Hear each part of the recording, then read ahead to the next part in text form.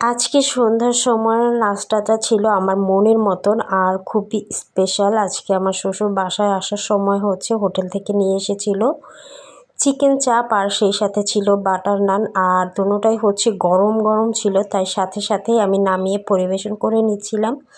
সবাই একসাথে বসে এই চিকেন চাপ আর বাটার নানটা খাবো।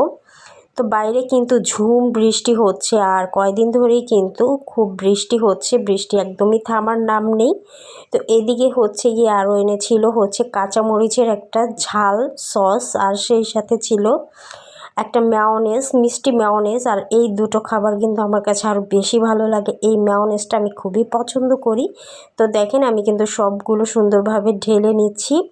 তারপরে গিয়ে এই যে কাঁচামরিচের যেই ঝাল সসটা এনেছে সেটা আর মেয়োনেজটা একসাথে মিক্সড করে নেব শসা দিয়ে। আর এভাবে খেতে কিন্তু আমার কাছে অনেক বেশি ভালো লাগে। আপনারা একবার হলেও বাসায় এভাবে ট্রাই করে দেখবেন, আশা করছি আপনাদের কাছেও ভালো লাগবে। তো এবার গিয়ে চিকেন চাপটা আমি প্লেটে বেড়ে নিচ্ছি, আর বিশ্বাস করেন এই চাপটা খেতে এত বেশি মজার ছিল, অনেক বেশি মজার লেগেছিল আমাদের কাছে, আর খুবই পছন্দের একটা খাবার এটা আমার। তারপরে সব কিছু আমি দেখেন সুন্দরভাবে পরিবেশন করে নিচ্ছি। তো এইদিকে গিয়ে যে কাঁচামরিচের যে সসটা ছিল সেটা দিয়ে আর মেয়োনেজ দিয়ে আর শসা দিয়ে আমি একটা মিক্সড করে নেব। আর এইদিকে লাবিব তার দাদার সাথে দুষ্টুমি করছিল আর বাটার নান খাচ্ছিল। তো এদিকে ও খাবার নিয়ে ব্যস্ত ছিল, আর আমি এইদিকে সসটা মাখানো নিয়ে ব্যস্ত ছিলাম। তো আমার শ্বশুর কষ্ট করে আমার জন্য চিকেন চাপ নিয়ে এসেছে, বাটার নান নিয়ে এসেছে। তার পছন্দের খাবার যদি আমি রান্না করে না দিই তাহলে কি হয়? তো আমার শ্বশুর একটু দুধ চা পাগল, তো তার জন্য চলে আসলাম চা বানাতে। তো এইদিকে আমি দুধ চা বানাচ্ছি, আর চাটা কিন্তু আমি আমার পছন্দ মতো করে একদম সব কিছু দিয়ে দুধ লিগার বেশি দিয়ে তারপরে বানিয়েছি।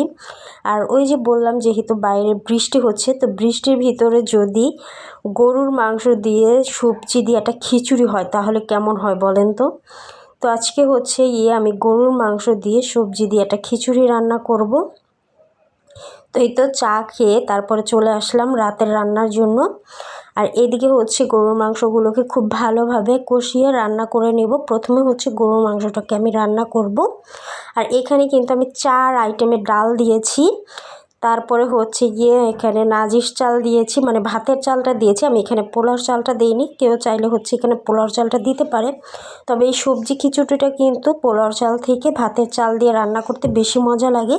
আর এদিকে আমি আপনাদের ভাইয়ার সাথে একটু দুষ্টামি করছিলাম। তো যেহেতু আপনাদের ভাইয়া ভিডিওটা নিচ্ছিল, তো আমি একটু দুষ্টামি করছিলাম ওর সাথে।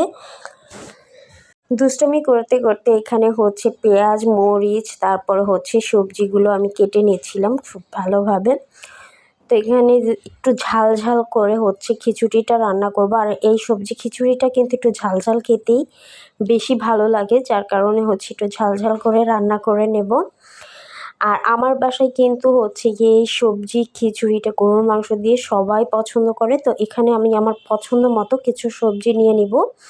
এখানে আছে বরবটি, বেগুন, কাঁকরোল, আলু, তারপরে গিয়ে মিষ্টি কুমড়া, গাজর, বেগুন। তো এই সব সবজিগুলি গিয়ে আমি একটু একটু করে কেটে নিচ্ছি। সবগুলো সবজি দিব না, মানে যতটুকু আমার প্রয়োজন ততটুকুই আমি কেটে নিচ্ছি।